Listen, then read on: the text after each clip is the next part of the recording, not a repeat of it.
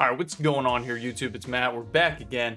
Sorry for the little delay. We've been picking up a little bit of work. For those of you that don't know or you're newer to the channel, I am a spine rep for Medtronic. So we've been picking up in the schedule a lot of cases. I haven't really been able to do these nearly as much, but had some free time today and wanted to do a video that might help out all of you. So if you're new to the channel, please subscribe, hit the thumbs up button. I want you to be in the top 1% of medical sales candidates. That's why, I have the name Becoming 1%, because we want you to get hired. We want you to be better in the hiring process and ultimately, achieve your goals of getting a medical sales job that's right for you. So another fun fact, I'm actually relocating here to Atlanta, Georgia in the next coming months. So with that, there's going to be a new background. I'm going to be getting an all new apartment and all that fun stuff is going to be happening. So in this video today, without further ado, what I wanted to speak about is things that hiring managers look for specifically for candidates when you're trying to break into medical device sales, and really just how to blow them away, with your presentation, preparedness, that kind of thing. So number one, the thing that they're going to look for is experience. This is one that we really can't bypass unless you have it. If you don't have it, then we're going to get on to two. But if you do have previous med sales experience, obviously put that one on your resume and talk about your time of why you either are deciding to leave your company. If it's a better position, that is a good lead into, why you're interviewing for the current company that you're at. But honestly, specific hardware roles, if you stay in your niche, like for example, I'm in spine. If I wanted to go to another spine company, they could look at that and be like, oh, well, we can spend less dollars training this guy and he can kind of be, a plug and play for our company. So when you do go, hardware company to hardware company in the same exact niche, you become very, very marketable. But even if you're going to another company that is a different niche but still med device, it shows that you have the med sales experience and you've done that for a company prior. That's why it's just so important.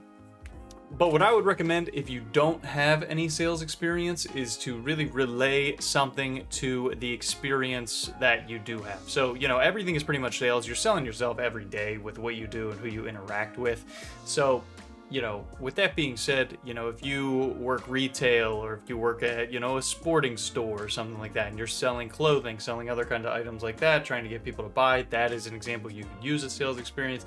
If you're a medical professional, every patient that you treat is going to be sales, because if they don't like you, they're not going to come back to you and do, work with you again or want you to treat them or their family. So anything can really be tailored into sales experience, and you should do the most that you can to relay that to the hiring manager. Next thing that they're going to look for is going to be a 4-year degree. A lot of the big companies out there like Medtronic, Stryker, Globus, those kind of companies are going to be looking for a 4-year degree. This just shows to them that you have committed to something for a good amount of time. And, if it's a 4-year degree that might possibly correlate with their field, then, that's obviously better. But most of these companies will require a 4-year degree. If you go to a smaller distributorship or a startup, maybe they won't, but most of the bigger companies do require it. Now, the next thing that they're going to look for is charisma, charm, and looks. Obviously, because, if you're a sales rep, usually they're going to be the charmers. Looks do sell. I hate to say it, but a lot of times they do. So a lot of times these companies are going to look for, people that are either ex-athletes because they're competitive and they treat themselves well. When people look at you, they want to see someone that they can trust, someone that takes care of themselves.